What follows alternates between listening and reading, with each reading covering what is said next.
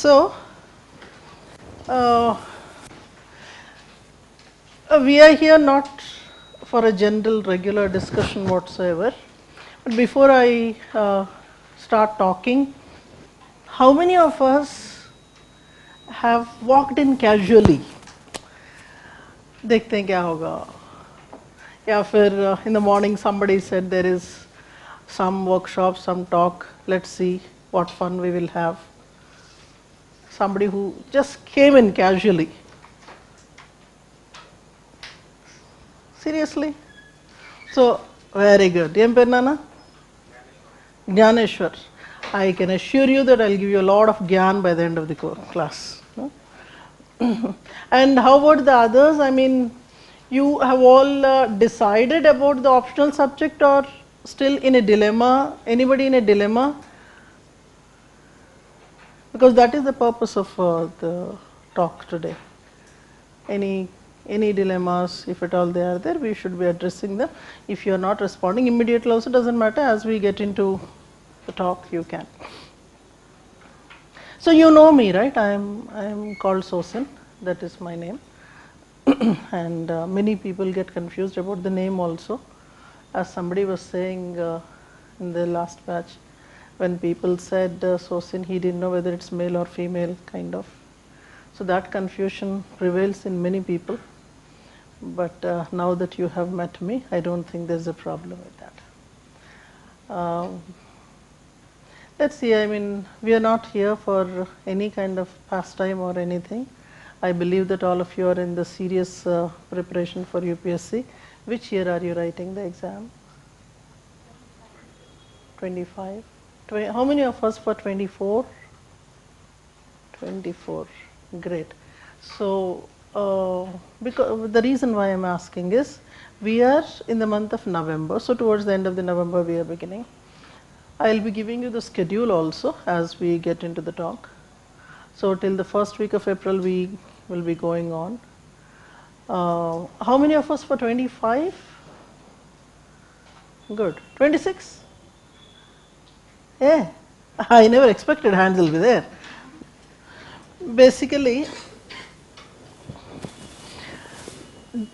those of you who are going to appear in 2024, I think we will have to work much more rigorously on you people. We will be talking about that eventually. So, let me perhaps introduce myself a little bit more elaborately, though that elaborate introduction may not be very possible, but then I'll try to wrap up myself in maybe a couple of statements whatsoever. Any engineers here? Civil engineering? Only one? Two? Oh, great. Which college? Good, good, good. Which college, sir? Birnana, last? Calicut. NIT Calicut. And here, this crowd? Yourself? So, thank you so much. Anybody else from Usman University here? Okay, we will talk about Usman University also eventually, because Hyderabad is one place where named anthropologists lived, walked and roamed around. So it is like, you know, as is said about a few people in history, sometimes, you know, we hear people saying that we lived in the time when somebody else lived, or we walked on the soil where so and so person had walked on. Hyderabad is one such place. It can be truly called a Mecca of anthropology, because people worked here, and of course we are studying here, we are teaching here. That makes us very, very relevant. So having said that, I had initially done my civil engineering from Usman University. Then I had done several other things. One of the very fondly done courses and careers that I had pursued was journalism, which I did from Bharati Vidya Bhavan, and then several other things like I had studied human resource management, and then I studied anthropology from different places across the world. One of my very important dissertations is from Oxford, and I studied comparative religions. That is my fond area. Religion is one which I love to talk about, I love to teach, and yeah, God basically. No? You believe in Him? How many of us believe in God? Why? The question is for others. Why don't you believe? Because God is one thing that comes to you by His own will.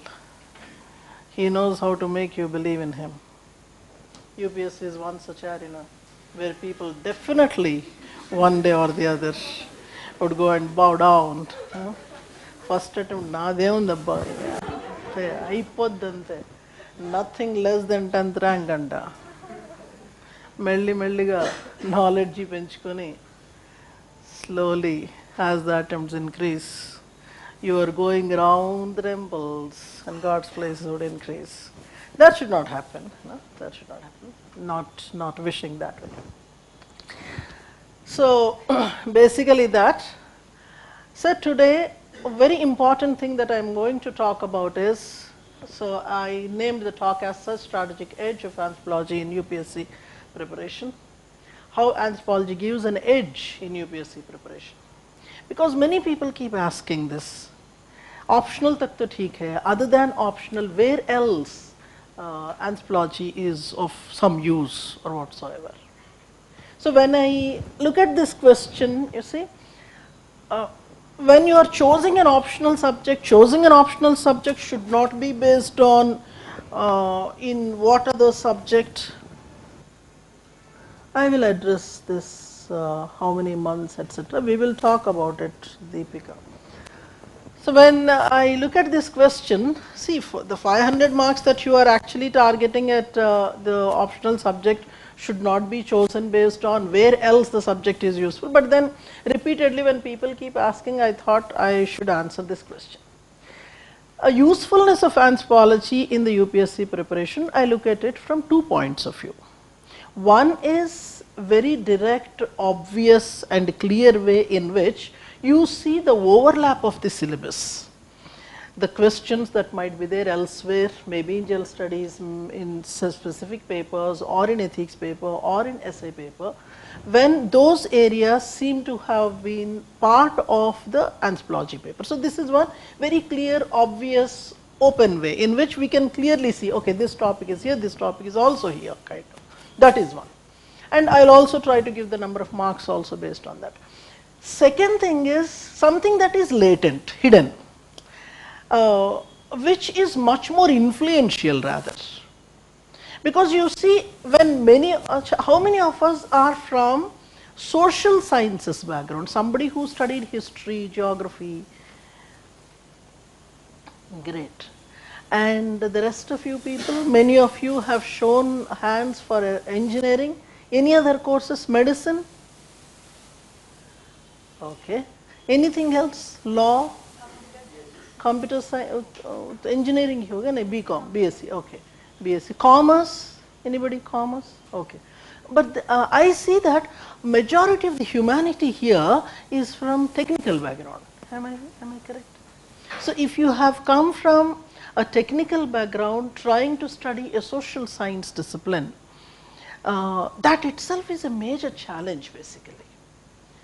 Because at that, in your background, in your actual career, in your actual bachelor subject, etc., the way you must have studied, the way you must have analyzed things, the techniques that you have used to understand the content, and content itself looks to be very drastically different from what a social science would be doing. So how exactly you are going to express your ideas, how exactly you are going to take a stand, how are you going to think from the point of view of a non-technical background? Because after all, when you are dealing with administration, when you are dealing with social sciences disciplines, you are largely dealing with the human problems, human emotions, human existence. When you are talking about this, technology, technical aspects, they become one small segment of the whole story. Whereas previously when you were doing your own courses, those technological things were the core area. Human as an entity did not matter actually, more or less did not matter. So what happens is when you are taking up a social science subject, whatever it may be, and then when we are talking especially about anthropology, the subject gives you an idea of how to reflect on things, how exactly to understand the other's perspective, what is it that the other man is trying to talk about, and how is it that if somebody is in a problem, how am I going to solve the problem. See, whatever technological things that you might have learned, they would be certain tools in helping, but actual solution has to come with that human element. So when we are talking about the latent hidden influence of the subject on the other areas of preparation, it is basically about taking a stand, about understanding, about having a broader perspective. It is not simply your perspective, what is the other man's perspective, and in a bureaucratic situation, how is it that I am going to balance these different perspectives. This is what is going to be the impact that optional plays on other areas. I hope you understood. Are you there? No. You must have gone through the syllabus of general studies, essay, etc. What I am trying to do here for you is, just have a look at this. These are some of the areas, that have an overlap, and then the average or the range of marks that are being asked in the last few years. Say for example, if I am looking at GS1, there are certain components that are commonly seen for the optional anthropology and your general studies syllabus. So you have the entire list of society related things, Indian culture. Culture is something that is very closely studied in anthropology. That is one of the major topics of discussion in anthropology. And then human from the evolutionary perspective, human from the prehistoric perspective. This whole thing is largely similar, and I have indicated the marks there as I am going to the next papers.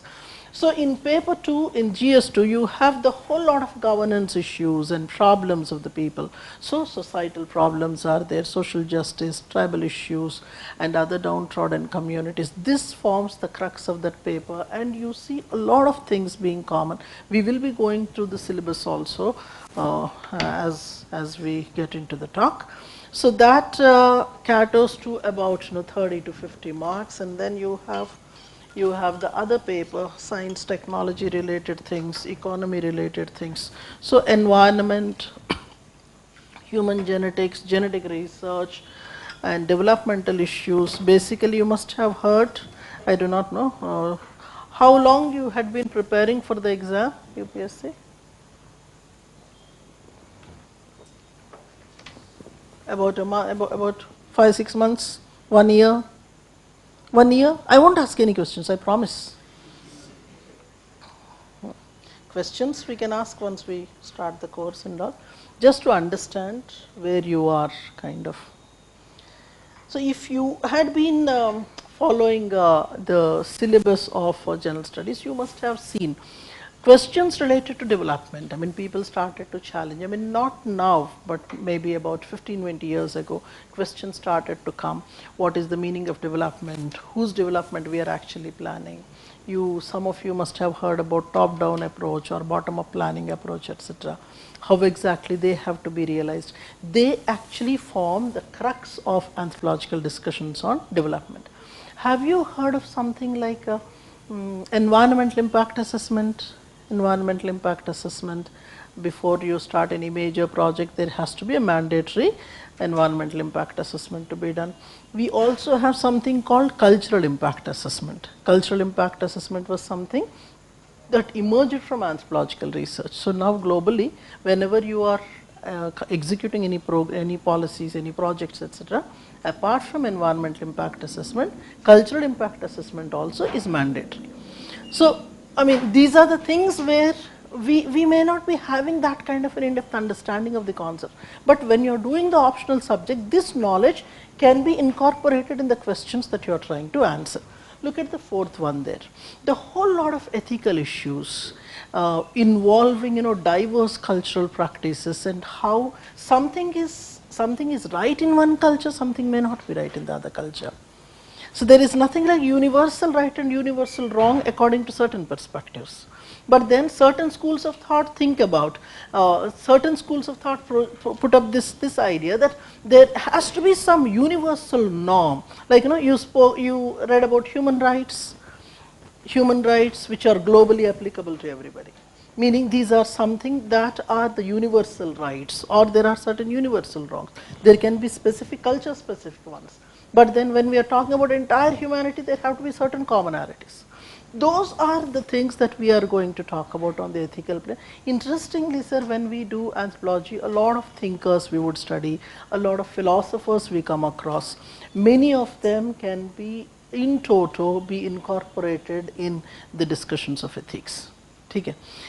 And then you have the other one, that is general essay. We will see some of the questions also that were asked in the recent exam. Sometimes we feel that maybe somebody from a specific optional is preparing general essay paper, or maybe somebody from a specific optional is trying to give questions in specific papers of general studies. Now this discussion I was bringing primarily because some of you have insisted on. So that is what it is. We have the weightage of about 150 to 230, that is the range in which, so we can average that up to maybe 200 to 250 marks, where anthropology can be of help directly or indirectly, directly from the syllabus point of view, indirectly from the perspective point of view.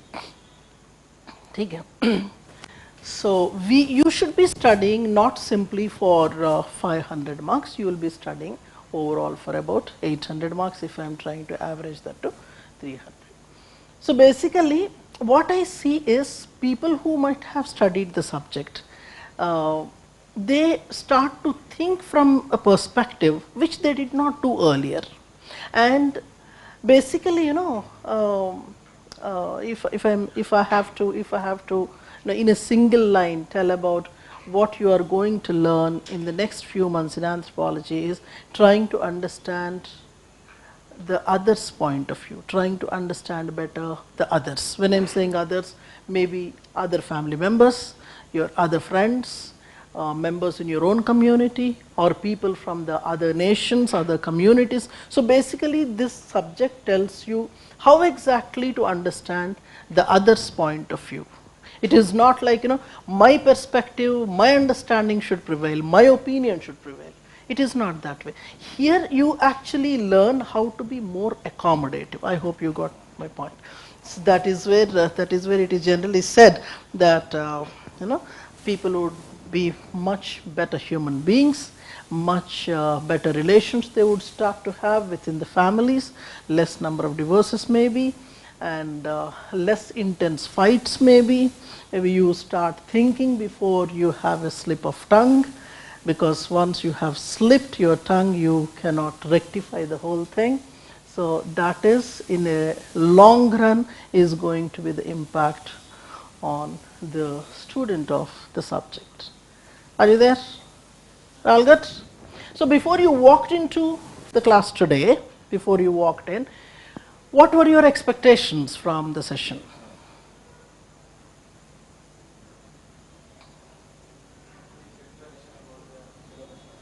Brief explanation about the syllabus. Okay, sir, done. And that's all. Enana? Book list. Sheet is given to you. Open the sheet. A sheet is given. Last but one page. List of books. Me banai ben mirel boj. Em penana? Huh? Sharon. Anything else? Enana? How we should be approaching the subject. Great. And okay. Let's see some of the questions that were asked which have a bearing on anthropology. I mean, some of them there. Look at the first question. I have picked up a few. These are the 3 questions from the general essay paper. In Inspiration for creativity springs from the effort to look for the magical to the mundane. This is something that directly springs from the cultural diversity, cultural nuances each culture might be having. Basically, we are talking about the kind of maybe ritualistic aspects, practices, lifestyle, etc., that are very mundane to particular culture groups, and then how these diversities have to be understood so that you can take inspiration from different cultures from across the world. There is nothing like one single inspirational thing. Each culture comes up with its own models for inspiring people, like how we have our prime minister. There is nobody who doesn't get inspired by him. What say? Second. Girls are weighed down by restrictions, boys by demands. Two equally harmful disciplines. Is it so? Both of you are controlled. On both the sides there are expectations. Grass is greener on the other side. Boy thinks that girl is happy, girl thinks that boys are happy, and that is where now the other problem is coming up, the problem of queers. People are not liking their own gender. As if the existing problems are insufficient, you are trying to buy the new problems. That is where we have one very significant branch of anthropology coming up called queer anthropology, which talks about why people are behaving like this. It looks so unconventional, so confusing. See, life is full of confusions, sir. All confusions are fine, but this confusion is kind of the last one there. A society that has more justice is a society that needs less charity. Here we are talking about justice on various ways, maybe a social justice, economic justice and political justice. If you are able to bring that kind of a justice to all sections of the society, social stratification would be less stringent. So when I am talking about these are the themes that are regularly spoken of in the discipline of anthropology. So as a student was telling after writing the exam, it was like, I am writing the optional paper only. Some of the other questions I don't want to trouble you much, but then look at the third one, question number 10 in that year's paper, 2023 GS paper 1. Child cuddling is now being replaced by mobile phones. Discuss its impact on socialization of children. Basically, the question is about replacing family, replacing the parental care by technology. We are not simply talking about those new cradles and new automatic chairs that have come with mother's voice modulation inside. ఆవిడ ఎక్కడో పడుకొని ఉంటుంది, ఇక్కడ voice అనమాట, పడుకొని భజన అంటుంటుంది, అది ఊగుతూ ఉంటుంది. So basically, how exactly this replacement is happening, and because of that replacement, what is it that is being lost? The human touch, and then the kind of the child's socialization process. I mean, after COVID, a lot of things have changed, not simply in children, even adults stopped socializing. They are more social animals on the social media rather than outside. And then you see the second one there. Do you think marriage is a sacrament? Marriage as a sacrament is losing its value in modern India. This is a problem that is persisting in our society. People are confused. On the one hand, you would want to get married. On the other hand, somebody is saying marriage is not really easy. It has become tough and all that. But you want to marry. What to do? Is marriage, according to you, something to do with a religious sanctity, or it's a personal convenience and personal thing for you? Personal convenience, personal thing, nothing to do with religion. I'm not saying that you should marry within your religion. I'm not talking about that. I'm saying, is there any sanctity that is associated with, sacredness that is associated with marriage? Or it is like, okay, fine, today you are there, tomorrow we don't know whether you are there or not. This question is examined in anthropology, And this is a question that talks about how marriages are becoming, pack of cards. They are just falling off like that. At every drop of a hat, marriages are falling apart. It's not simply a societal problem, it is more or less a household problem. What do you say? More or less a household problem. Any married people here? Married people here? I will keep it a secret here. And boys, men, married men, చూడొద్దండి మీరు చూడొద్దు, నేను చూస్తా. I will keep it a secret, don't worry. I was actually asking our people to add a column in the application form whether they are married or not. So people down there were worried, why is it that, why do you want? I said, that is my personal thing, why should you ask? Because I need to have information about my students, whether they are having this blissful marriage or are they having any troubles in marriage, because I do that also, side business. We have the last one there.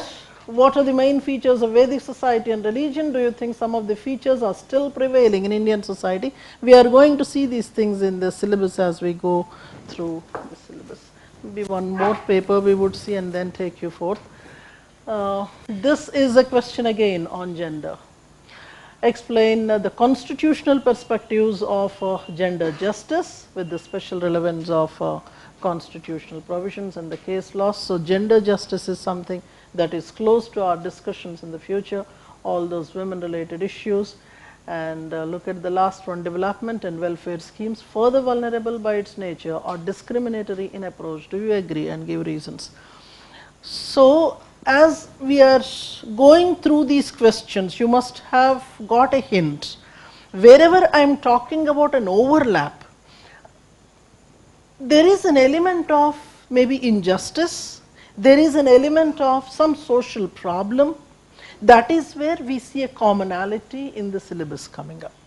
And then whenever there is a problem in the society, suppose somebody had studied sociology, anybody who studied sociology before?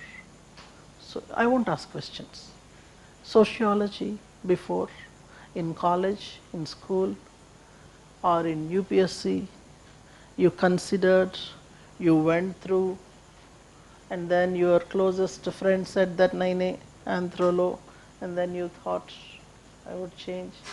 Sir, I am telling a very important thing here. Several parents keep asking, why is it that the subject of anthropology has been scoring? The basic reason we see is, in social sciences, there will be several opinions for that matter. Any problem is there, even in identifying what is the reason for a problem. What is the reason for a problem? 10 people come with 10 different answers. Problem is same. The reason that you are quoting is different. Say alcoholism is a problem. What is the reason? If alcoholism is a problem, alcoholism in the lower sections of the society might have a different reason. Alcoholism in the elitistic societies may have a different reason. Or alcoholism may have an impact on where your location is. Are you staying near to the borders? Or are you in the hinterland? Are you in the regions where there is no ban on sale of alcohol or less taxation on alcohol or no taxation whatsoever? You're getting my point? Or accessibility. Above anything else, is there a culture of consumption of alcohol? Meaning it is not considered to be something wrong to consume alcohol, and hence you are easily taken to it. You're getting my point? Problem is same. Reasons may be different. And the way you are trying to show the reasons, based on the reason, solution also varies. Within the reason itself, the solution lies. So what happens in social sciences is, for every problem, people come with different reasons and solutions. And there will be a debate, which reason is better or which solution is better. People are putting forth their ideas and things like that. Sometimes you may be siding with one kind of a solution, and your friend might be siding with the other kind of a solution. Examiner is looking at the third solution. So there is a non-uniformity in that. The reason why in anthropology scoring is better is there is something called rationality. There is something called, and the subject is very specific. It is much more, if I am allowed to say, it is less and less subjective and more objective. When I am saying more objective, less subjective, what I mean is, there might be 10 different ideas. I told you a while ago. In this subject, what you are going to learn is respecting the other's views, knowing the other's views. Many times what happens is, if we know that the other person's views are exactly opposite, the way we behave with them changes. Keeping all that apart, in the subject what happens is, even if 10 different opinions are there, the subject tells you which one to choose. That is the meaning of being objective. There might be 10 different solutions for the same problem, but you would be siding with that solution which does maximum benefit to the people that are affected. Meaning, this is a subject that sides with people who are suppressed, oppressed, and the suffering people. So, the subject gives utmost importance to the point of view of the sufferers, and that is where it becomes easy to know what I should support. Sometimes, in order to support the cause of the people who are suffering, you may have to give pointers against the government, you may have to give criticism against the existing policies. All that is fine in the subject. Of course, you will have to use respectful language. You are supposed to be respectfully treating the thinker and respectfully criticizing the other's point. If you get my point, why is it that it is easy to score in the subject? Is the subject is less subjective in the sense that you are recognizing other views, but then when you are trying to take a stand, you take a stand based on which does maximum benefit to the people who are suffering. So, who are suffering? People coming from the scheduled castes, coming from scheduled tribes, or women, or OBCs. This becomes the crux of the story. Yeah, there are a few things I have to tell you. Strategy for 2024, definitely sir. How to do value addition, we will add, I will tell you. Why one should select anthropology, I told you. The reason why I asked, since how long you have been preparing for UPSC, is that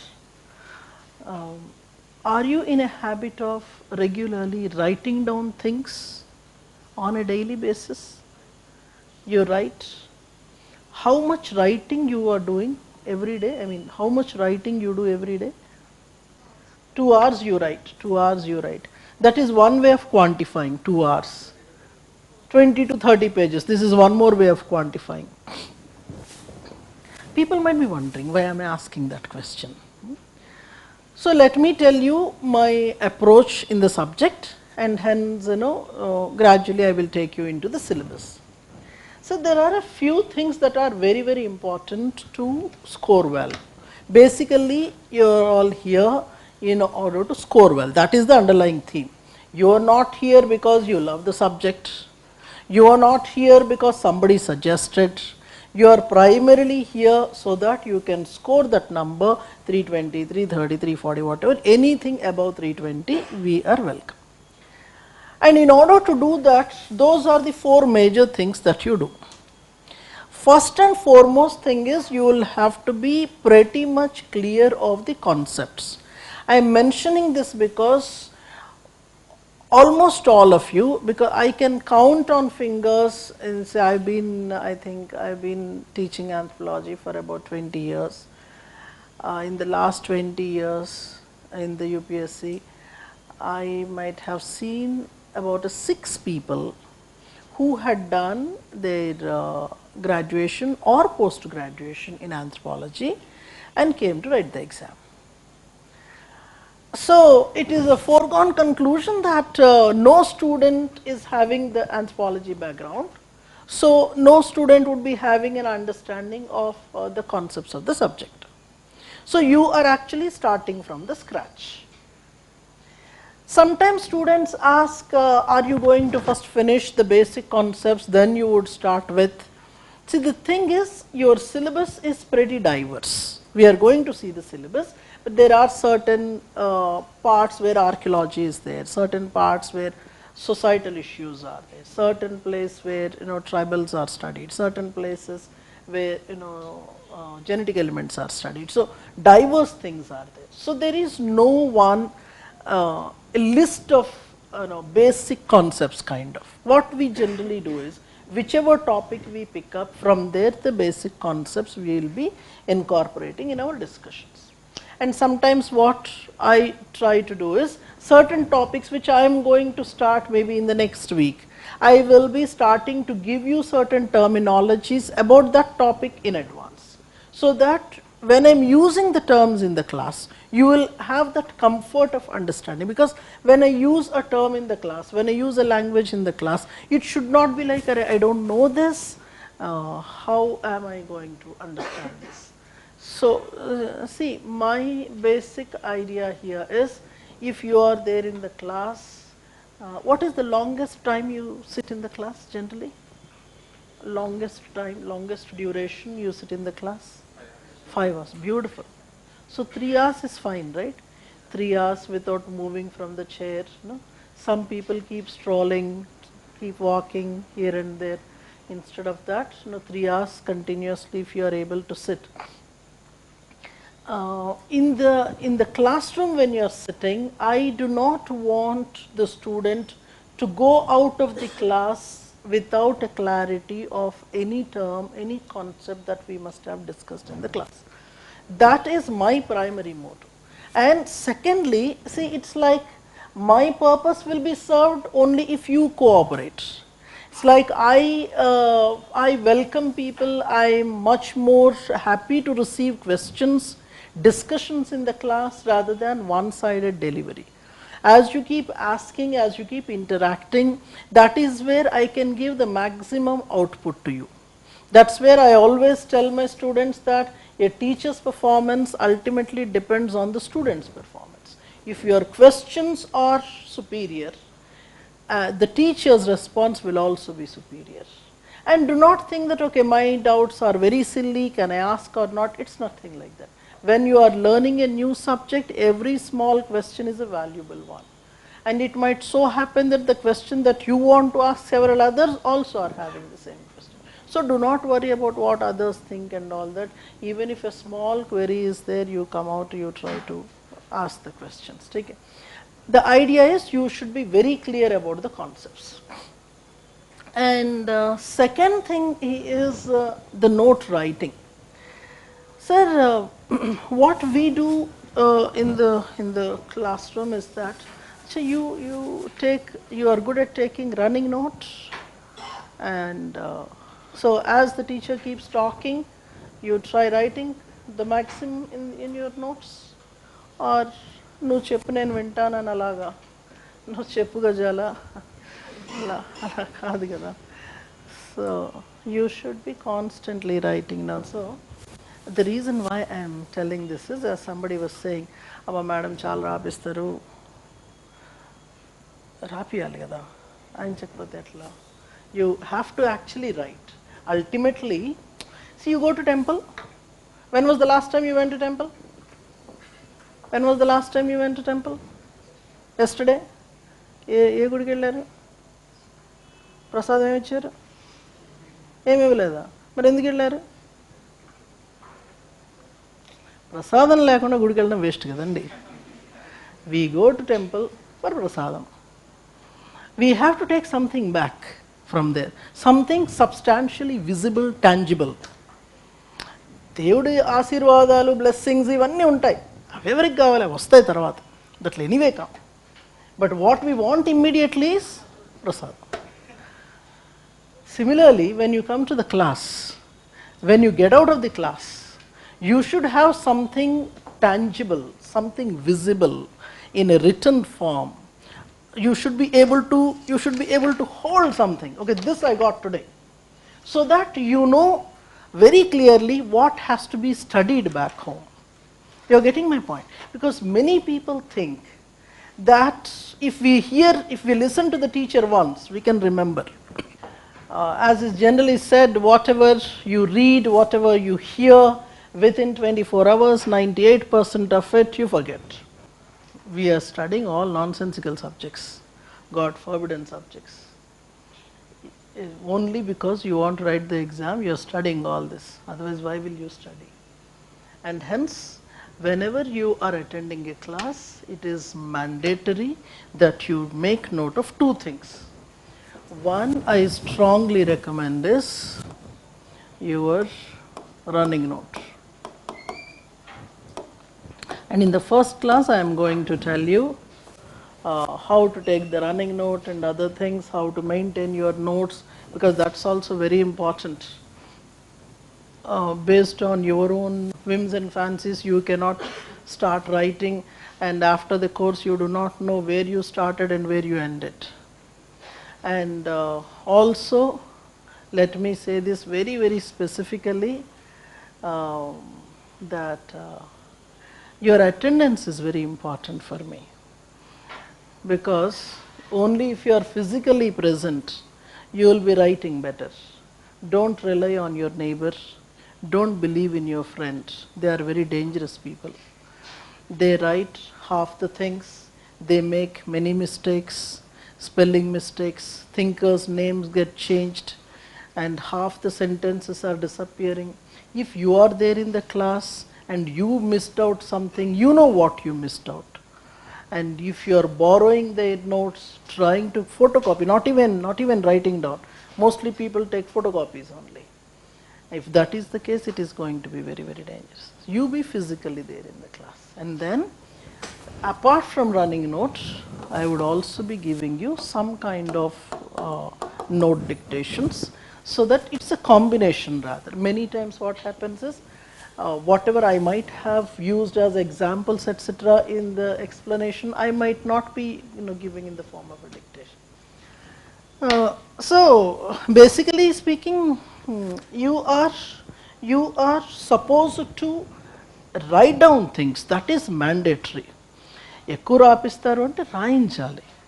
Unless otherwise you write. How do you know what has to be taken to the exam? And this is a time tested thing. First we explain, then on certain topics we dictate, on certain topics you will be taking the running note, on certain topics I will give the PDFs, etc. And how exactly the whole thing has to be compiled, that is going to be a discussion later. So note making is very, very important, sir, especially in a competitive exam like this. Don't think that we will read from the textbooks. అదేదో కథల పుస్తకం చదువుకున్నట్టు కాదండి, కాలు మీద కాలేసుకొని అట్లా ఉండదు. You are supposed to properly write down things, so that when you go to the exam, you know what has to be revised. And if at all somebody says that, okay, madam makes us write 1000 pages, 1500 pages, very cumbersome, very difficult, nothing comes easy. Nothing comes easy. You will have to make a practice here to write. And then one other issue in this subject is, you have seen the list of books. Ab dekhiye, list of books dekhiye. Apart from my own books, I have given certain basic books and advanced books. This is a very short list of books. Fortunately or unfortunately, when it comes to anthropology, the entire syllabus you don't find in one or two books. You have a large number of books sometimes. For one chapter alone, you will have to read one book. For example, you can see for this particular book, namely, textbook of anthropological linguistics. You have a book of linguistics there, K.K. Mishra, Kamal K. Mishra book. That is required for only one chapter. Look at syllabus document. Look at the syllabus document in that paper 1, chapter 7. Paper 1, chapter 7. That is a chapter dealing with language. That is a chapter dealing with language, communication, etc. Only for that particular chapter, you have this particular book. And when we are talking about archaeology, for archaeology you have special books, etc. The problem with the subject is, the so much of dispersion of the syllabus. It's not there compiled at one place, and you will have to go through so many books, and that is where it becomes all the more necessary to have properly written down notes. Okay. So, and the third thing I strongly believe in is the testing. You have to, very frequently keep writing. If possible, you write daily. Daily एक question लिखो, 2 question लिखो, trouble the teacher. I don't say that don't trouble the trouble. Trouble करो. You trouble the teacher. And then whenever tests are there, sir, if you are in the online mode, if you are in Hyderabad, nearby places, I insist that you come to the office and you write the exam here. I will tell you what is the frequency of testing, etc. Testing is very important. And then you have revision and updation. Somebody asked how to update and value addition. पहले content तो मिल जाए. Value addition के लिए बहुत कुछ करते हैं.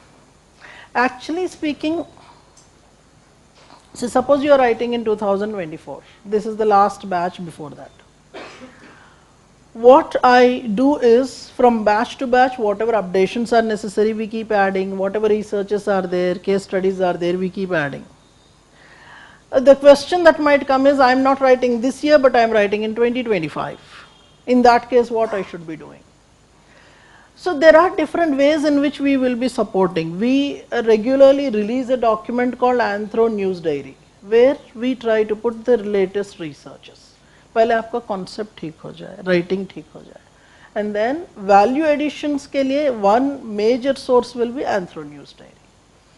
On a daily basis, I release that in the printed form in the PDF. On a weekly basis, we have a short video on important areas in that particular way. That will be more than sufficient. And then as you go into the course, I will tell you what all journals you will have to refer in the future. Suppose you are writing the exam in the future, what all journals you will have to, and how exactly I am going to support you in the value additions, etc. But you see, those of you who are writing 2024, my idea is, this is the sequence in which I am going to do your course. We will talk about it. Ramakrishna, he says, how do we study newspaper in anthropological sense? Keep looking into your syllabus. Paper 1, you have 12 chapters. In paper 2, 9 chapters are there. Some chapters are extra large, some chapters are cute and short. The ones that are cute and short are dangerous. Because వాడు చూపించినట్టు చెప్పినట్టుగా చెప్తాడు, డీటెయిల్డ్గా చెప్పడు. Where there is an elaboration, there is a concreteness, what topics are there. Basically, when I am mentioning this, I am not trying to distinguish between paper 1 and 2, because at several places we will have to do them together. I will tell you where exactly, some examples I will tell you where we are going to club them and do. First and foremost, I am going to start with will be anthropological theory, which is in chapter 6 of paper 1. देखिए, go through your paper. Celebrate the occasion where you got the opportunity to see the syllabus. And this opportunity you will get in the class every day. Every day you are going to see your syllabus, every day you are going to know what you are studying, how much you have finished, etc. That is very, very important. And you will learn the syllabus almost by heart as you are going through the syllabus. That's also very, very important. So if somebody says 9.5, paper 1, chapter 9.5, you should know what exactly is there in 9.5.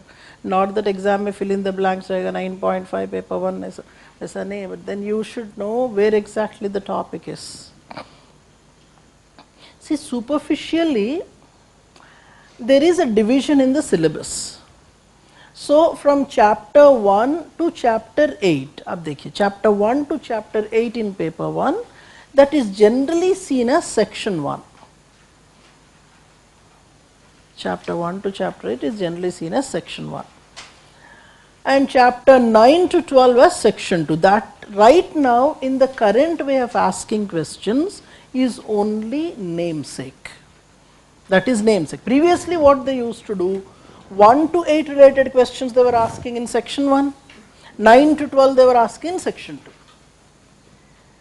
Now the whole thing changed. In paper 1, if you see 1 to 8, एक बार देखिएगा, superficially if you observe.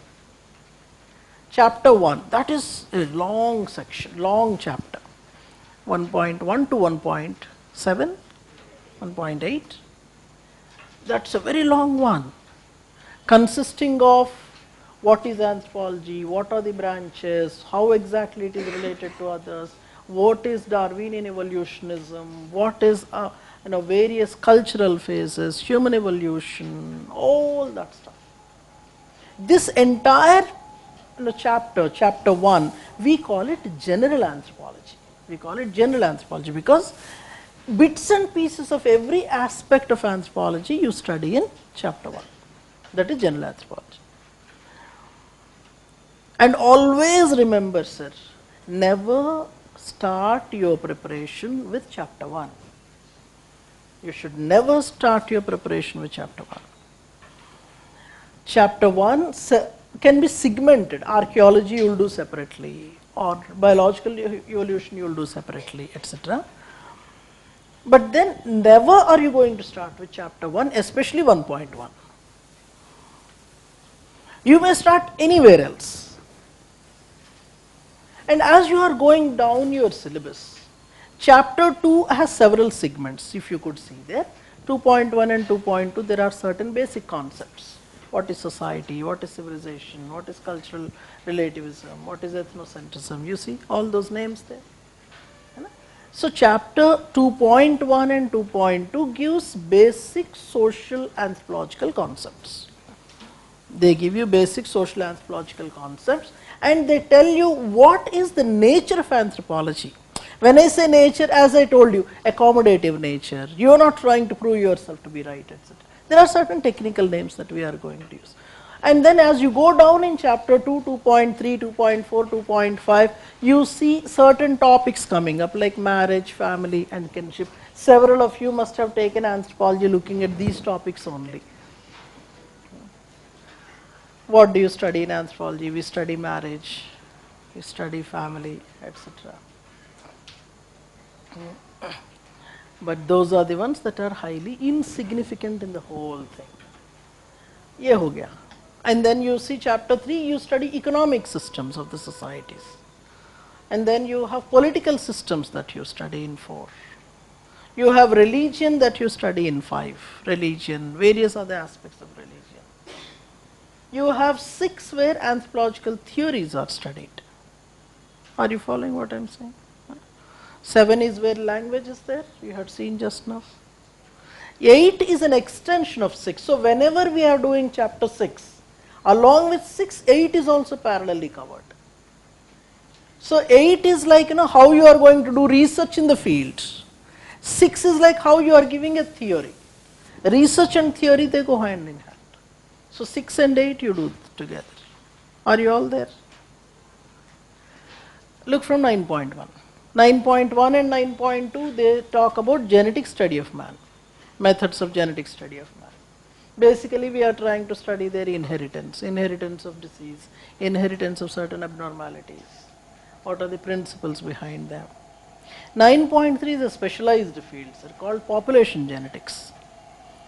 There is nothing genetics there, but population only is studied. Population genetics. That's more mathematical. 9.4 is something that people enjoy. Several chromosomal abnormalities, we call them cytogenetics. When others have abnormalities, others have problems, we enjoy observing them, studying them, looking at them, gazing at them. So that is one. But then remember, sir, whenever we are doing these things, this is a caution especially for the students who must have come from the life sciences.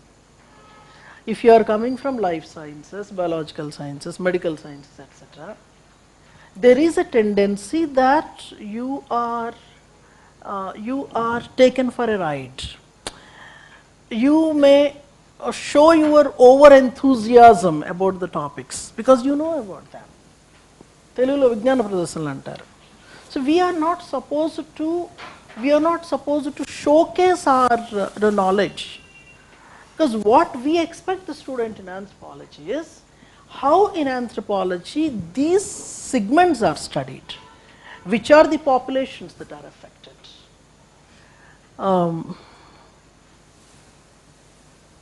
So do you practice cousin marriages in your families? Cousin marriages, cross cousin, parallel cousin, that cousin, this cousin. No cousin marriages at all? Oh no. Which part of the world you are from? South India? Most of you are from South India? South India. I am not saying are you not going to do or are you going to do. I am talking about your family. It was practiced. It is still practiced.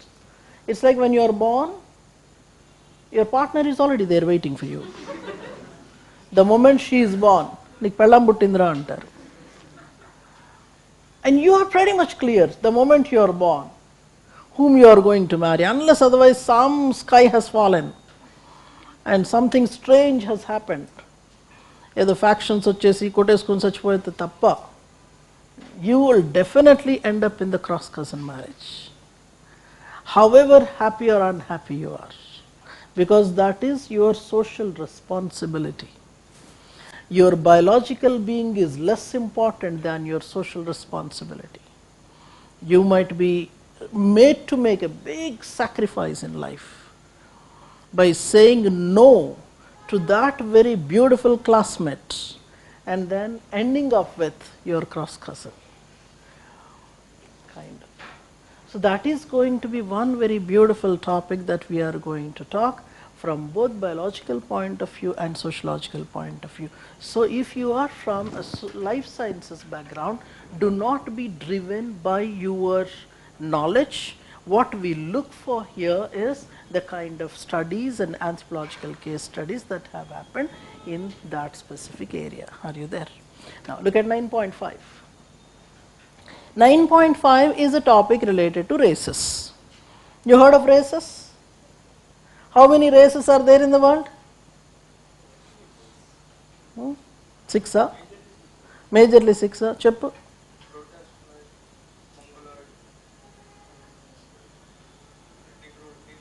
Negroid, Modu, etc. Beautiful. When you don't know, etc. helps. So we are going to see whether races are a reality or not. Do you believe in skin color? Preference for a skin color? Preference for a skin color, andi. Skin color preference. So if you are looking for a mate, is that one of the clauses in the list? Yes and no anrandi. You have to say yes only, no? You look for the color, right? No? Leda. Are pedda samasya vachindi. Then what do you look for in a mate? Height. 6.5 feet. And ఎలా తెలుస్తుంది master? బెళ్ళేసుకొని తిరగంగా character certificate వేసుకుని మెళ్ళలో same mentality. Okay, I don't know how. And IQ. So the moment you see him, you put him to the test of IQ. And what is the number that you look for? 85, 95, 110?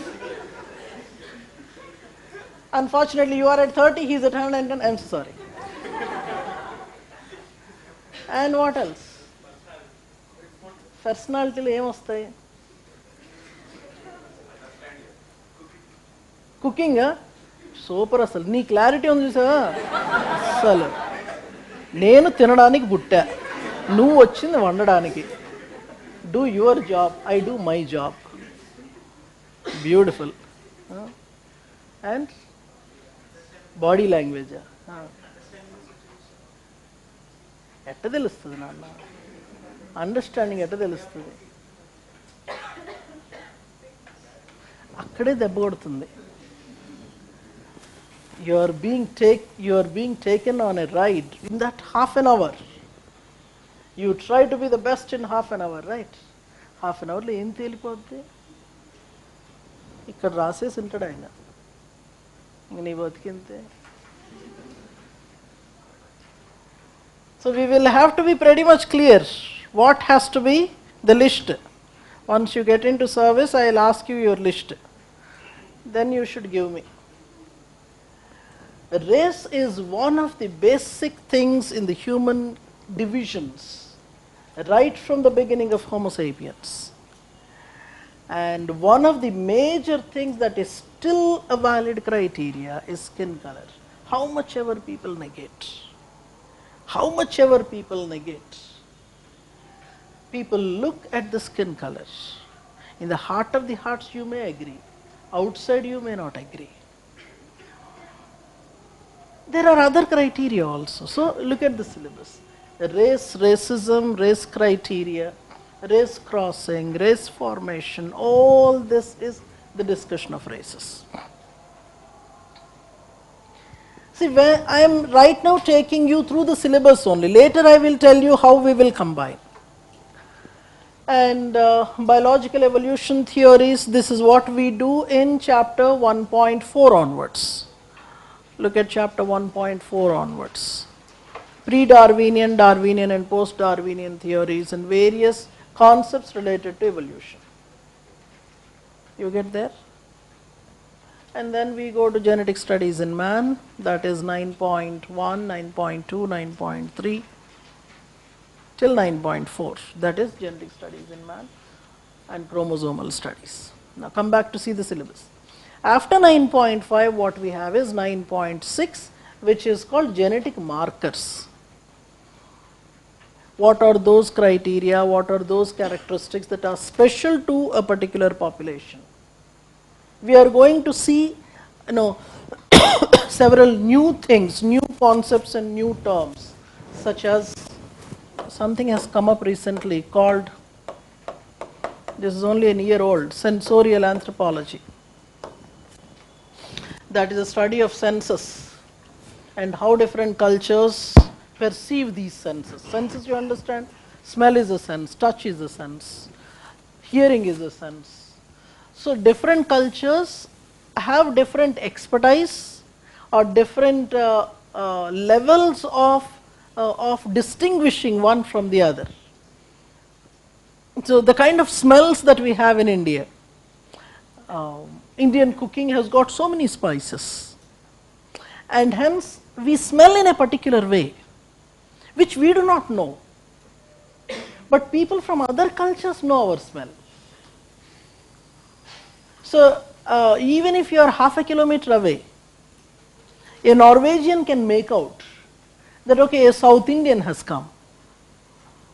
They are not sniffers, they are normal human beings, but then we lose our smell sense of a particular kind because we have been living in that smell. Evadi kampu vadi kimpu ani. This is one. So we are going to see how. And then noise level also. We don't feel much with so much of traffic noise there. The first thing when you start to learn to drive a vehicle is the location of the horn button. Is it not? When your father, your elder brother, or maybe your driving school, wherever you are learning to drive, the first thing they must have shown is, see, this is the brake and this is the horn. These are the two things that you have to use, whether it is necessary or not. But same kind of a noise you cannot think of maybe a Western European accepting.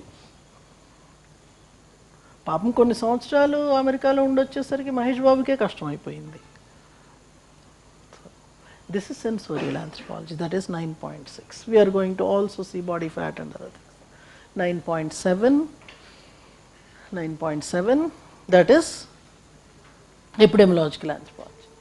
You are going to study different diseases, concept of disease, what are communicable diseases, what are non-communicable diseases. All this once again is from anthropological point of view.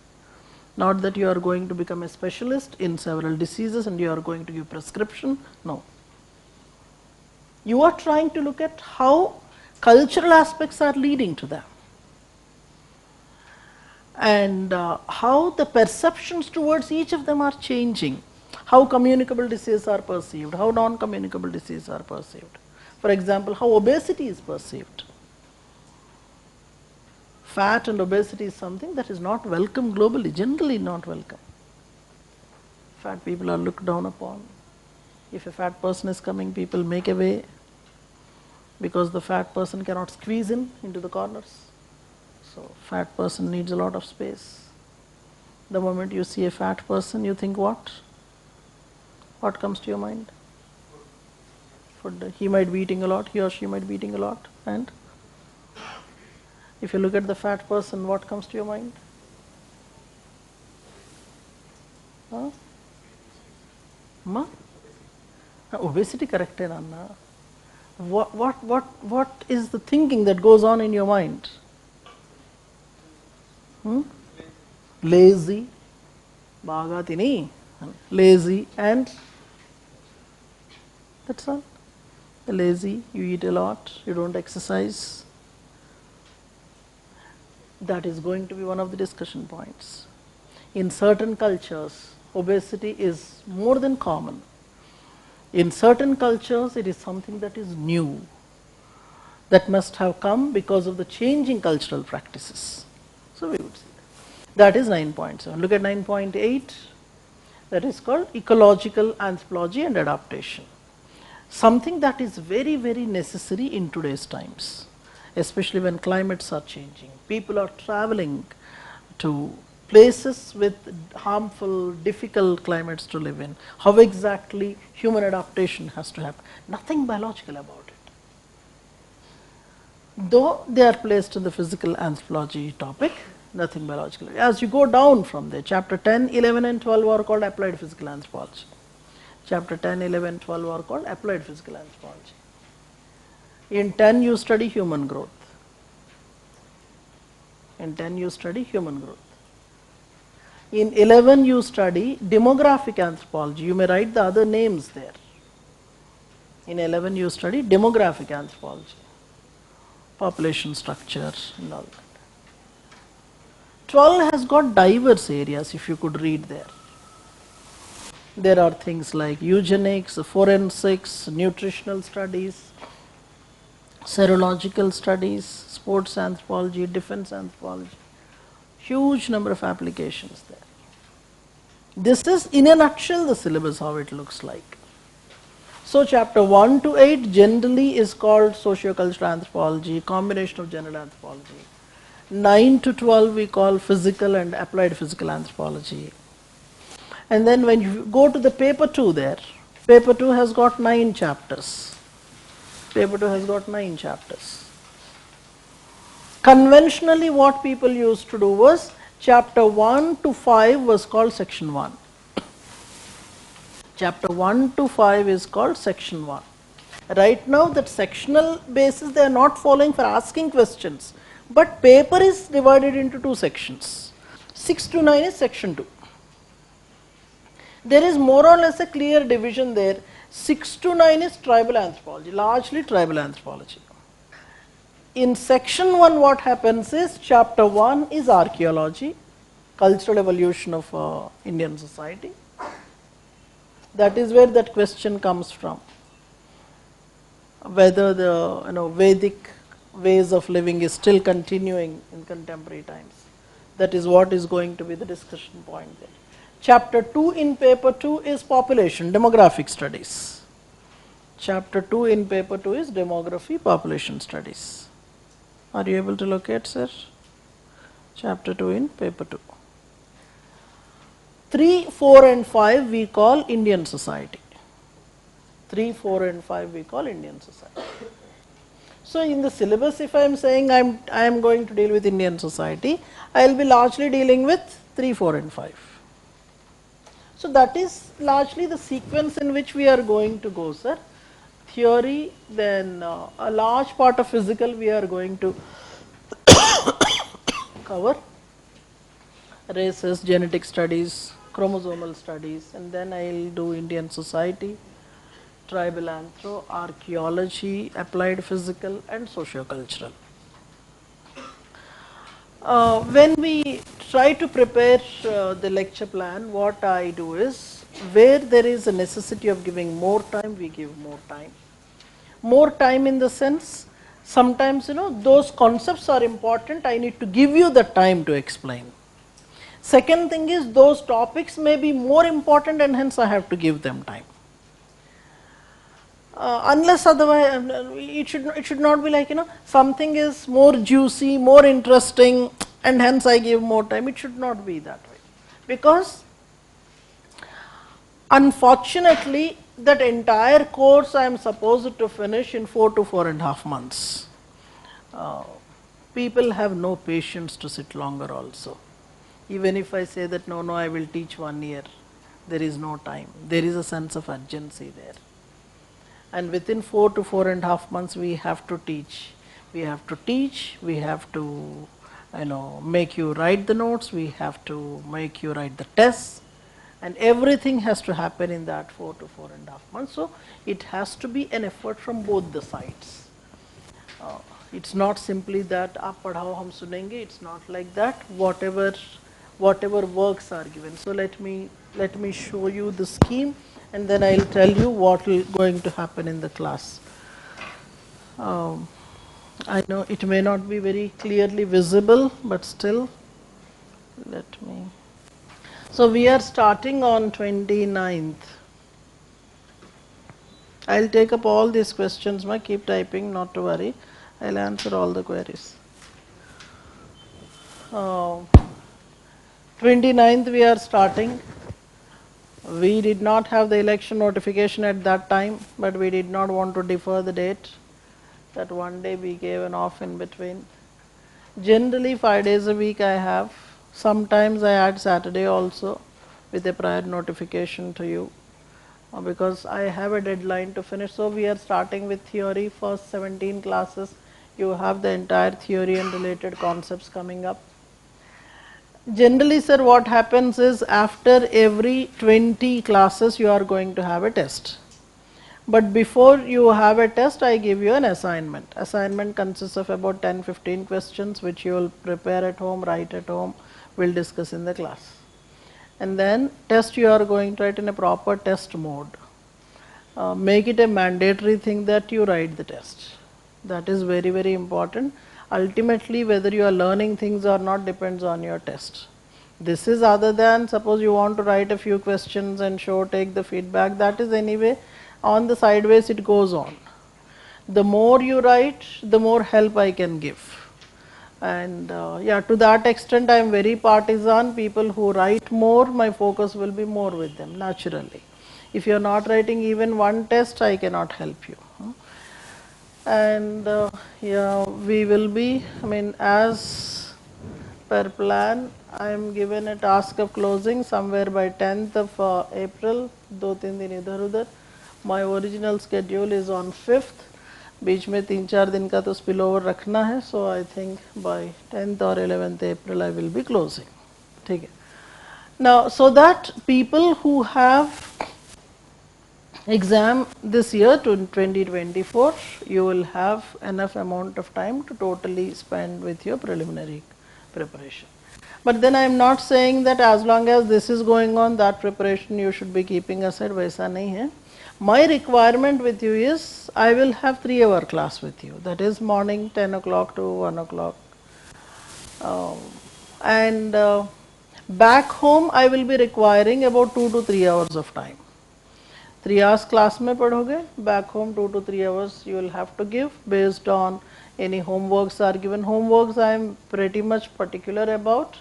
I encourage you to write down those things, and if at all I am giving any video work at home to be done, you will have to watch the video, write the gist from the video, etc.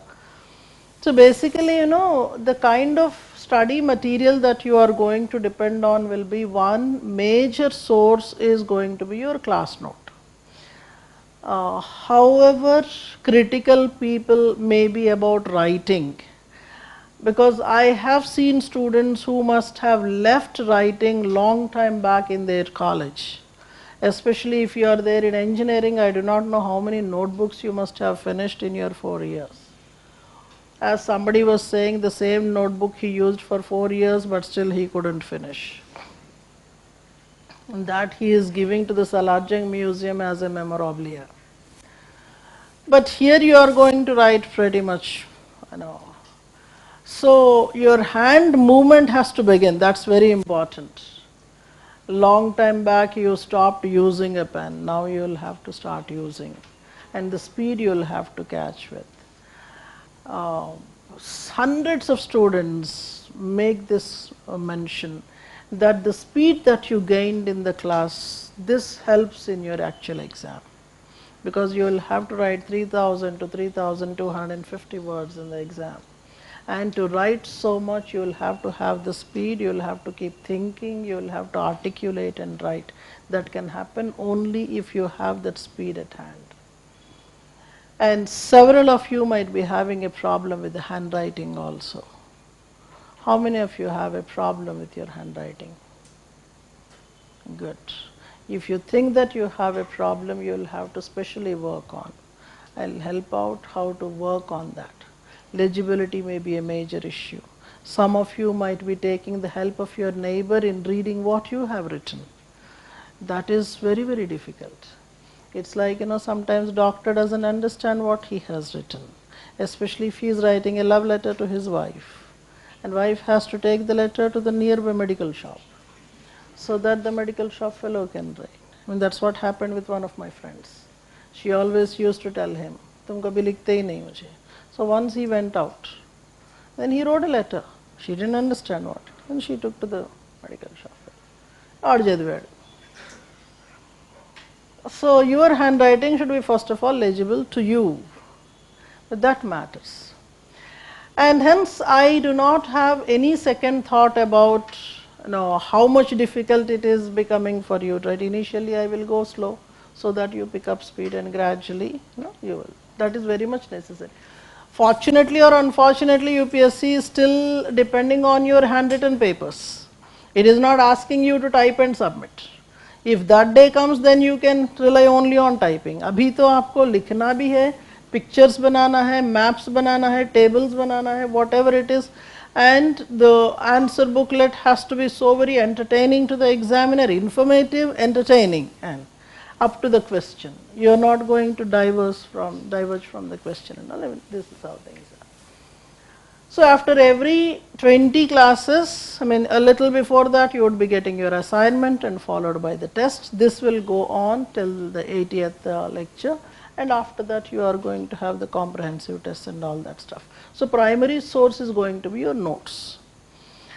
Second thing will be whatever latest information is there, latest writings are there, I will give the PDF of them, which you would actually download the PDF and then you would write from there. How you will write, we will be doing in the class.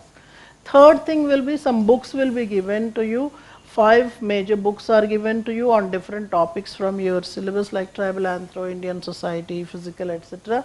Those books. So these 3 are going to be your major sources. One is your class notes, second your PDFs, third is going to be your printed note. And this makes your material very, very comprehensive. अभी आपको लगता होगा कि हाँ इसमें कोई चीज़ मुझे नहीं मिला, then you can come back to me, I will help out. ठीक है? You there? Yeah. And we will talk to the cute fellows. In the meantime, you also make ready your questions.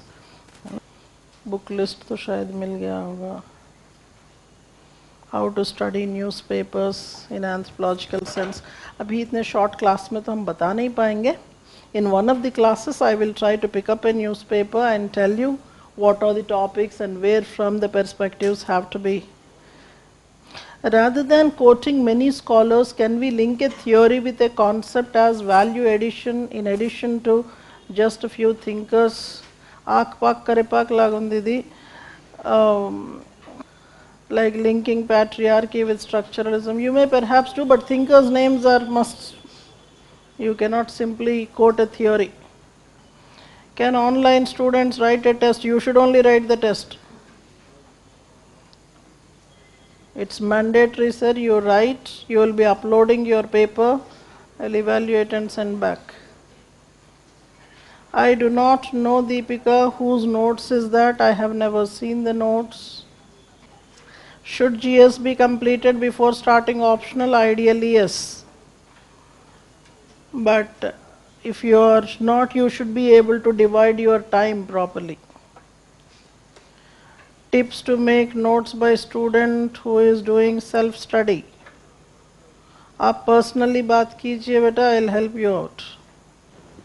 So I had to give the sequence of things, and strategy is like, by the time it should be commensurate with, suppose I did, say out of 100 classes I did 50, you should be able to answer more than 200 marks in the paper. That's the strategy like.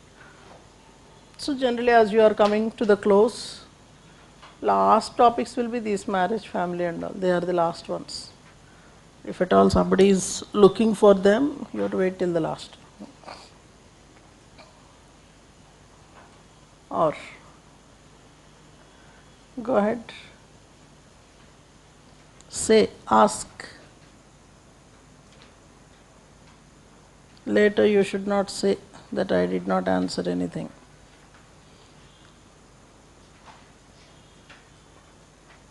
Shepu Bangara. Basic. Components of an anthropology calendar, like what case studies we have to include or not, like examples. Apart from the GS now, what differentiation will be there from the anthropology? Thinkers will be different, you know. So somebody who must have worked from the core discipline. The generic way of writing, see, it's something like this. Say for example, questions are there on caste. Okay? Caste related questions are there in general studies also, and I think somewhere look at the second one. Why is caste identity in India both fluid and static? ये तो GS का question था. In such kind of questions, what happens is, if you are using somebody, some expert who studied caste, that may be any social scientist, that may be a sociologist, that may be a social anthropologist, or a conventional anthropologist, you can use them to quote and to frame the answer. That is appreciable. Instead of even in the general studies, rather than writing a generic kind of a thing. But then when it comes to the optional subject, it becomes much more intense, because you may be using the vocabulary of the subject, you may be using several references, several examples from the subject. So that is mandatory. In general studies, it will help. So you will have to be cautious that you are not reproducing an answer of an optional subject. That caution you should have to. But then you can borrow all these thinkers to the general studies questions and write. Okay? Did I answer your question? Or go ahead, go ahead. Ji sir? Here if you look at 1.7 देखिए, paper 1. You have something related to cell biology, etc. These are given for the sake of giving. Students should not start studying cell biology and become an expert in that. वैसा नहीं है. Core bio अगर देखा गया तो 9.1 to 9.2, rather 9.3, they are the core bio. And there also you are not going to study the true biology. Maybe to the extent of what you are studying in general studies. To that extent only. So that fear has to be taken away. अगर core bio की भी बात हो रही तो maybe between 5 to 8% it will be. You will have to garnish with a lot of social examples there, cultural specific examples there. So, and in that sense, people who are coming from the technical background, they have been doing good, because you don't try to go into unnecessary depth. जितना चाहिए उतना ही, मतलब वही सीख रहे थे college में भी, ज़्यादा नहीं सीखना है, इसके 35 मार्क्स आना है, कितना पढ़ना है, we are pretty much clear about it.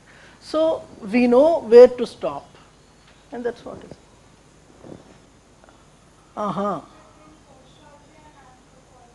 ಏನನ? I have said about subjective and objective earlier. You were there when I was talking? Yeah. There is more of subjectivity in sociology. See, there are various things. One is subject wise. If you compare the syllabus in anthropology is much more than what you do on the social plane. That is number one, because sociology doesn't have archaeology, doesn't have biological anthropology and all that stuff. So what you can compare with sociology is sociocultural anthropology only. That is number one.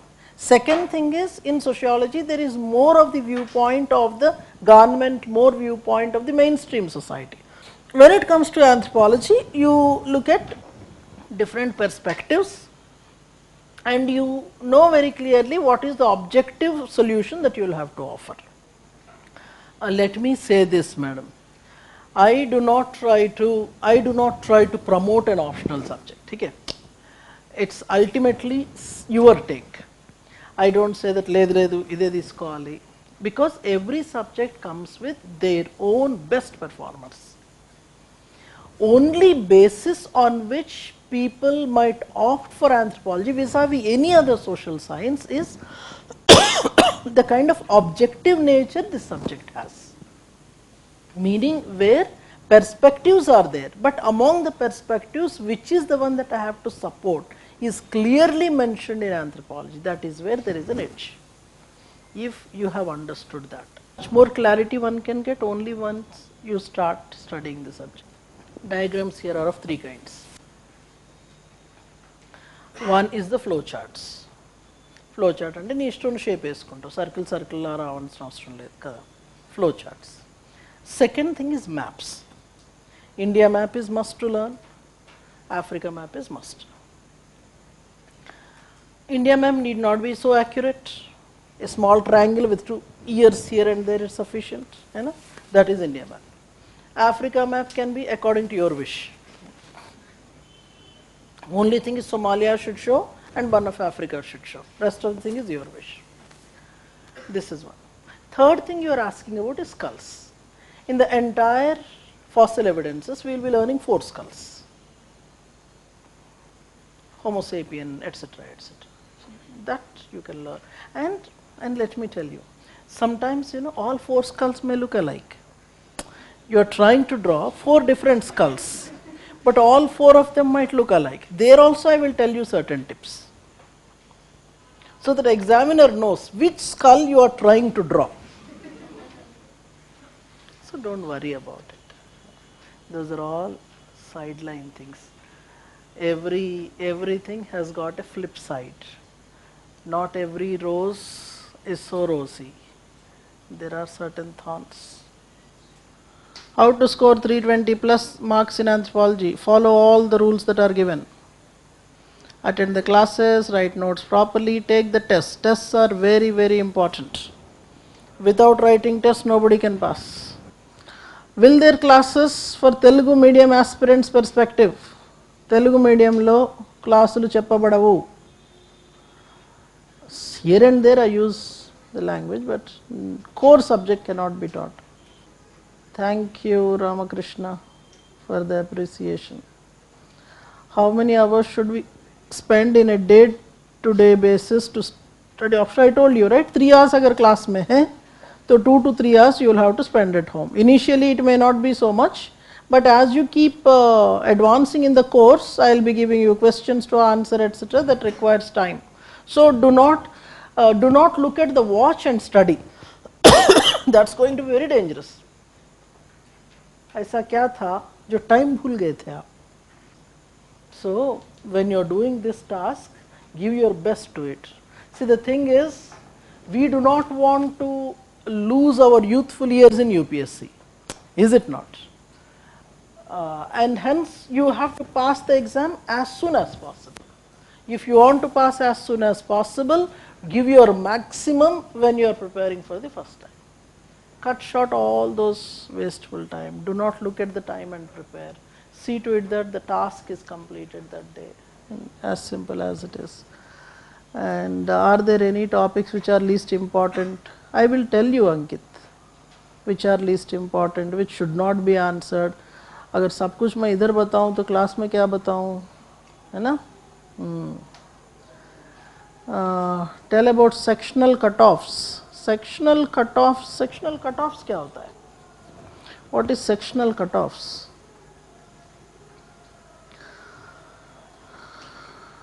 Election anthropology, there is nothing like election anthropology, but then there is legal anthropology.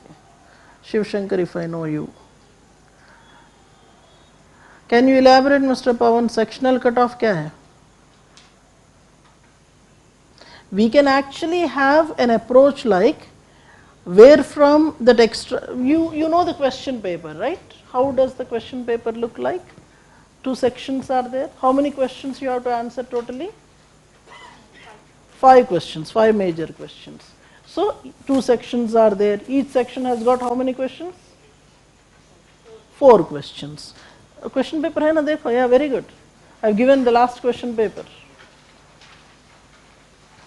So each section has got 4 questions. Question number 1 and 5 are compulsory. No, question number 1 and 5 are compulsory. And from the remaining questions, you have to answer 3 questions, choosing at least 1 from each section. So 1 and 5 are compulsory. 1 question each from each section you have to take, and 1 extra question from any of the 2 sections, which you feel are more comfortable. So I wanted to say this, see that the question paper 2023 question paper, if we observe, in the entire paper 1, we see the combination. 1 question from theory or social aspect, 1 question from archaeology, 1 question from physical. So you cannot think that, okay, I will skip archaeology and go. UPSC will skip you. Even otherwise, archaeology was a very important thing. When as we go into the classes, you will understand, out of 500 marks, archaeology was giving 175 to 180 marks. So one cannot think of not studying archaeology and get selected. Now UPSC is all the more dawning on you that in every question all 3 components are covered. So you cannot skip anything. That's where we say that, the point from where we stop thinking, UPSC will start thinking from there. 225 attempt to a beginner.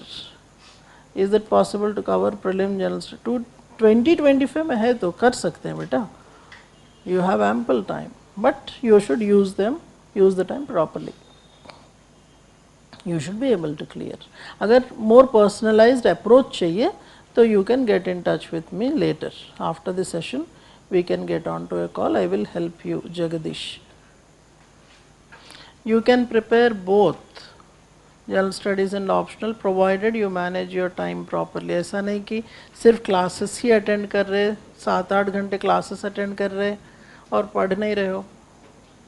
The formula is very simple sir, whether optional or general studies, whatever time that you may be giving for the class attendance, almost the same time should be given for the personal study. अगर 4 घंटे आप general studies का class कर रहे हो, minimum 3 to 4 hours you will have to give a personal time.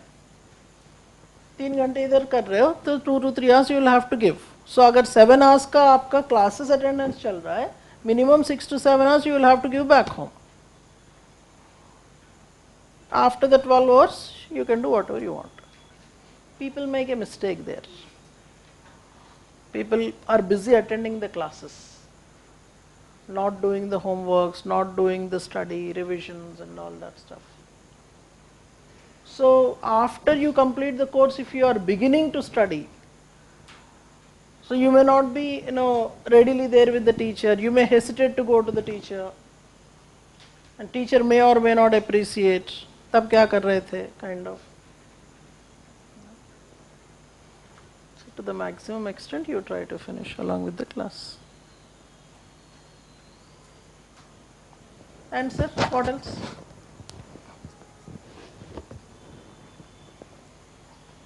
Nemma, are you convinced? I have given the book list not to buy, but you should know the list. And I will tell you what to buy, what not to buy. But list of the books you should know. So if somebody asks what books you are reading, you should tell the list. Memorize the list and tell the list.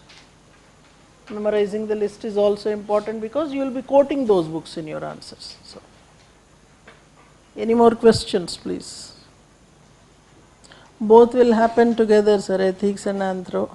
Ethics will be in the evening, anthro will be in the morning.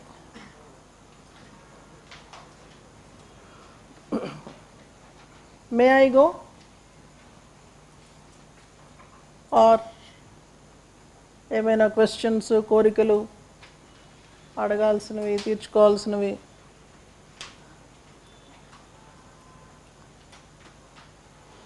This should not be the way you ask questions in the class. In the class there should be more interaction, more queries, more questions. I love those batches who ask many questions. I am not of that type. No, you don't ask question. I did not prepare that today. Yes, sir. Speed writing antunnara.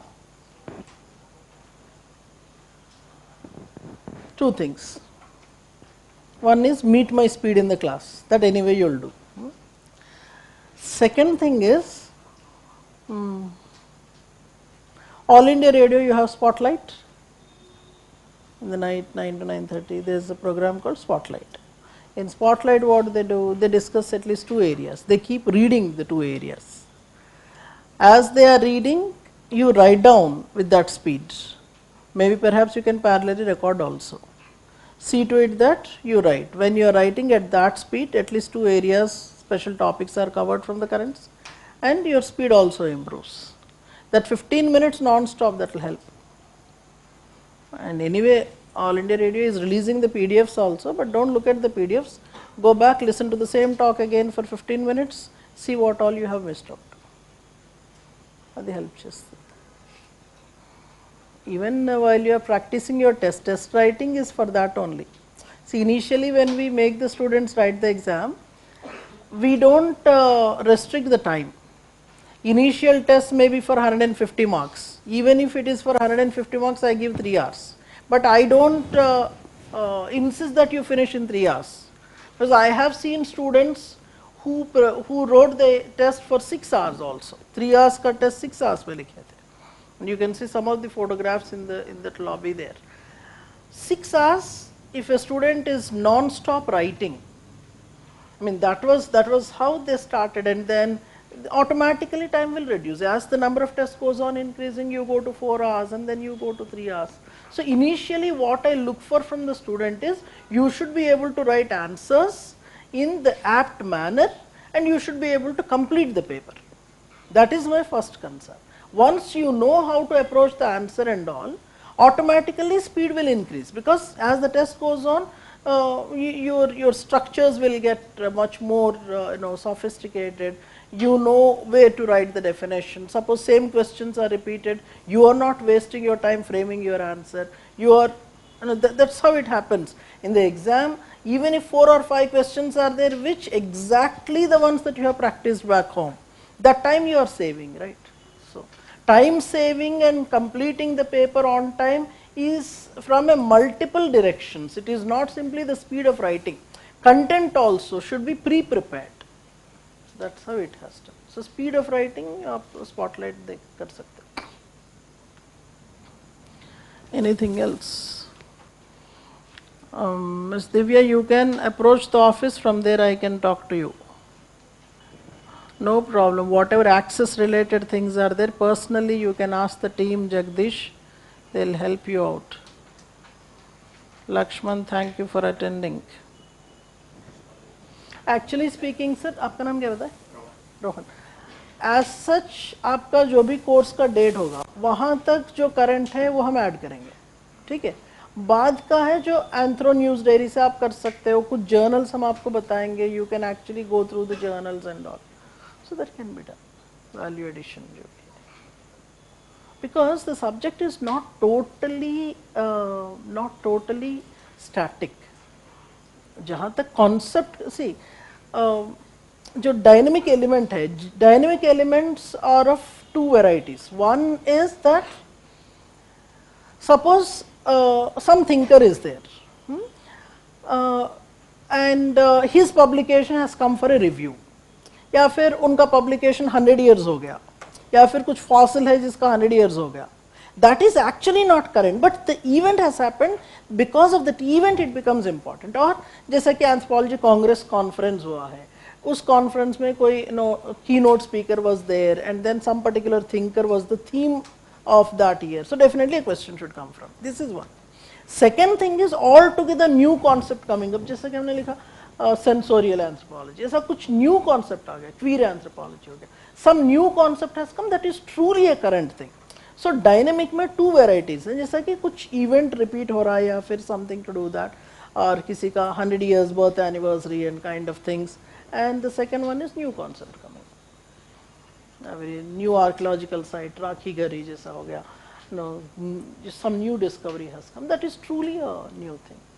So definitely they have to be added, but you should be careful that running around for the dynamic things, don't compromise on the information that you have already learned.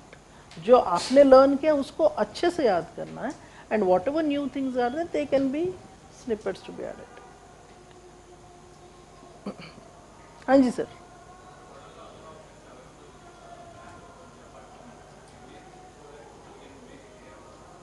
చాలు ఉన్నాయి బంగారం. ఏం పేరు మీ పేరు?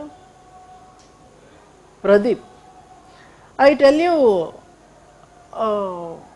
one of the missions that I am here teaching anthropology for UPSC students is not simply to get you the service, we want you in the universities. Every year we have at least a few students who take up post-graduation in anthropology, whether in India or outside India, who even end up doing PhDs and having a new career altogether. So there are a huge number of ones. When you go to applied anthropology, applied physical and applied sociocultural anthropology, we are going to see anthropologists working in defense, working in industry, even several software professionals, they take up our course. There is something called digital anthropology, design anthropology. These are the ones that are actually being used these days. Core anthropology concepts they are using. जैसे आपके UI UX designs में anthropological concepts are being used. So applications are there. Unfortunately in India openly लोग करते नहीं हैं, but then yeah, there is a usefulness globally. ठीक है? So if that kind of opportunities are necessary, you can talk to me. I'll help out. Sir. A repetition of questions just like that doesn't happen, sir. For any question to come, there has to be something that must have happened in the subject. जैसा कि वो conference की बात कर रहे थे या फिर ना, there may be certain questions. अगर कुछ नहीं तो ये पूछेंगे kind of. Say for example in archaeology, you must have heard about Sohan culture. Sohan culture. Some of you I do not know. देखते हैं. जैसा कि Bhimbetka you heard of? Yeah, Bhimbetka, you know. Similar to Bhimbetka, there is one very popular name in archaeology of India called Sohan culture. The reason why I am saying is, suppose there is no new site or nothing interesting that had happened this year, he may ask Sohan culture. So repetition doesn't happen just like that. For anything to be repeated, there has to be an event that had happened. Ji sir. I tell you, not recently, but for several decades, the subject was giving the required marks. In very common man's terms, it did not ditch the people who stood by it. Reasons could be whatever. Maybe that realization came late among the people.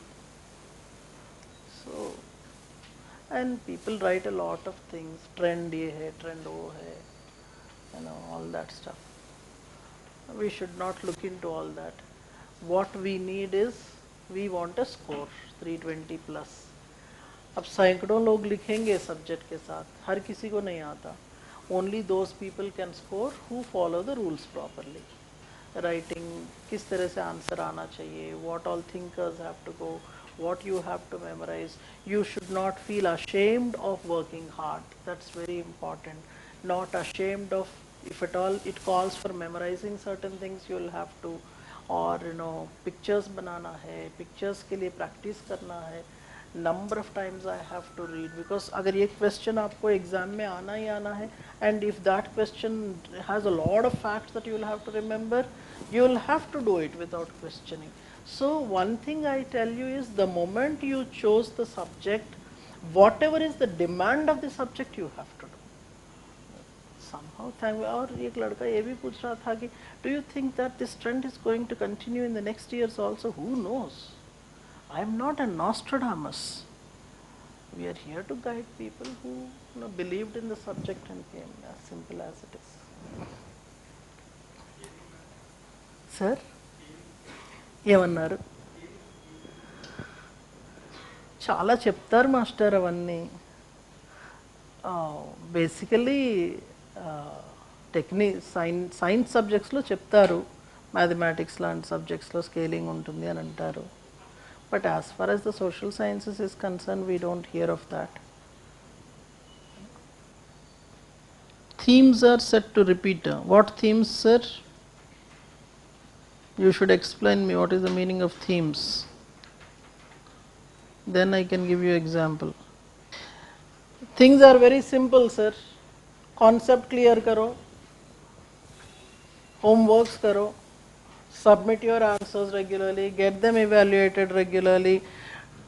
Don't give your ears unnecessarily to everybody to use.